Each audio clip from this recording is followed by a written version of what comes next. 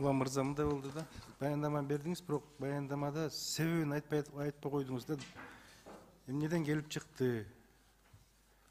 Сиз менен төрагага флагтын жакпай калган бүгүнкү күндөгү себебин айткан жоксуз да. Азыркы биздин туубуздун жакпай калган себеби айтпай койдуңуз. Бул идея сиздерден келип чыкты да, өзгөртүү. Ал идея жаралыш үчүн бир мындай себеп болуш керек да.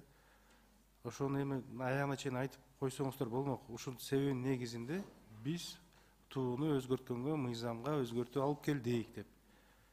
Сиз азыр башка өлкөлөрдү мындай кылып пример кылып кеттиңиз. Мынча жолу алмашты, мынча депчи. А бирок себебин айтпай койдуңуз. Урматтуу Дастанбек Артисбекович, мен себебин айттым. Азыр дагы айтып өтсөм. Кыргыз Республикасынын биринчи айта турган нерсе, Дастан Артисбекович сиздерге жакпай калса деп айтып атасыз. Бизге туу жакпай калды, андан кийин ошол жакпай калгандыктан биз тууну өзгөртөбүз деп аткан жокпуз. Дастан Артисбекович, ошону мен баса белгилеп айтып өтөйүн.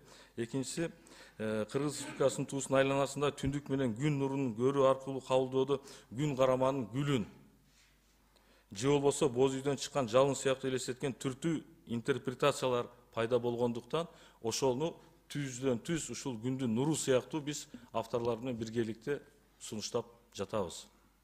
Анда мындай да, сиз ана физикалык далилдерге таянсак, же болбосо геометриялык далилдерге таянсак, күндүн нуру сиздер көрсөткөн желекте болуп тиет деген физикалык далил барбы анда? Ушундай тик келип күндүн нуру чыгат же тиет деген.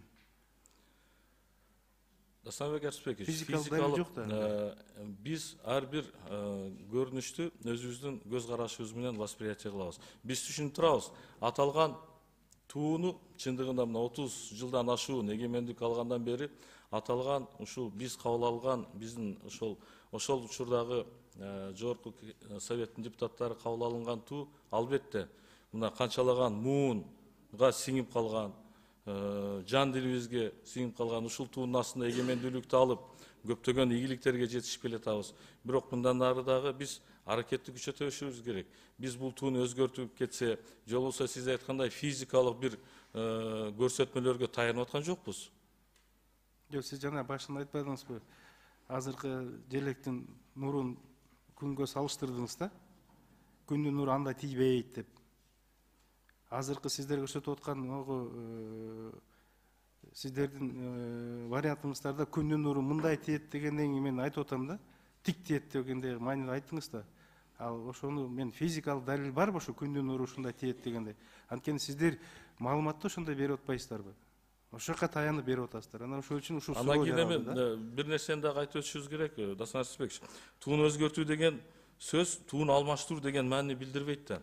Биз өзгөртүү же болбосо толуктоону, тактоону киргизип атабыз. Андан кийин эми сиз мына физикалык деп атасыз, эми албетте аны тууну өзгөртүүгө эч кандай бир физикалык далил же болбосо кандайдыр бир андай бир интерпретацияда талкуулоого кечиресиз мырза, сиздер эми азыркы тууну күн карамага теңеп койдуңуз да, жана өзүңүздүн сөзүңүз менен күн карамага теңеп койдуңуз да, мындайча айтканда. Эми мындай да,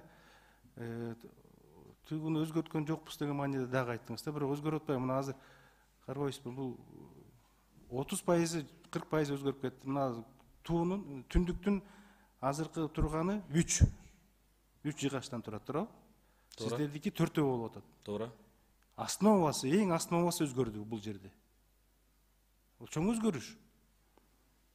Чоң өзгөрүш. Основасы өзгөрүп атат. Боз үйдүн түндүгү болгон основасы өзгөрүп атат. Бул ушул. Биз биринчи ушу түндүктү боз үйдө жатканда ошону көрөбүз да. Ошонун негизинде мына азыр авторлор айтып атпаш керек. Ушудан алып чыккан да.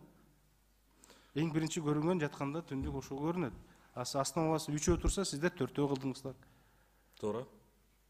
Анан кийин күндүн нуру мындай берилбейт, мындай буйталанып берилбейт, тик берилет деп тик кылдыңыздар. Мына сиздердин вариантыңыздар. Бул уже чоң өзгөрүш.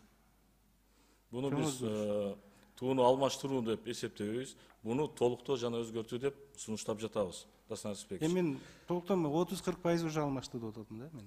Эми бул жерде Дастан Артисбекович, мен сиздин сөзүңүздү бөлүп койсом, уруксат берсеңиз. Аталган тууну дагы 32 жыл мурун кабыл алынып атканда дагы аталган тууга талаш тартыш аябай чоң болгон. Аябай чоң болгон талаш тартыш. Андан кийин бүгүнкү күнү мына авторлордон дагы сурасаңыз болот, өздөрү дагы азыр өзүнүн сөзүн кошот деп мен эсептейм.